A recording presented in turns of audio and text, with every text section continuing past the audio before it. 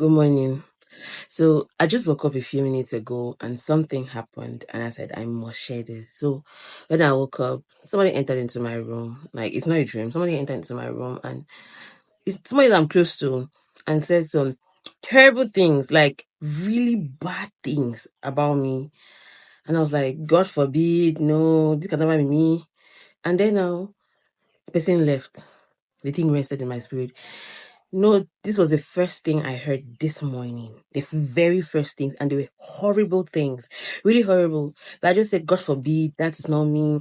But the thing had rested in my spirit. You know, your spirit is like good soil, and any seed can grow in it. So the seed was there, the bad seeds, the bad, terrible words were there, and they were growing. I realized that I kept on thinking on it, worrying on the words, and then I realized that worrying is a form of worship. I was like, which kind of thing is this? The person had planted bad seeds in my spirit, and I was only thinking, and I just woke up and I said, God forbid.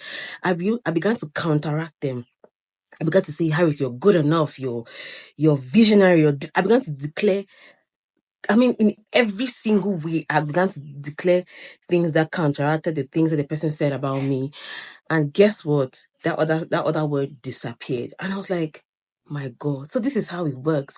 The spirit is like good soil and anything can grow. Now it depends on you what you want to allow to grow. If anybody speaks anything wrong about you, what if it's in the morning? The first thing you hear cannot spoil your day. The first thing you hear cannot be something that destroys your spirit, and you have power over everything.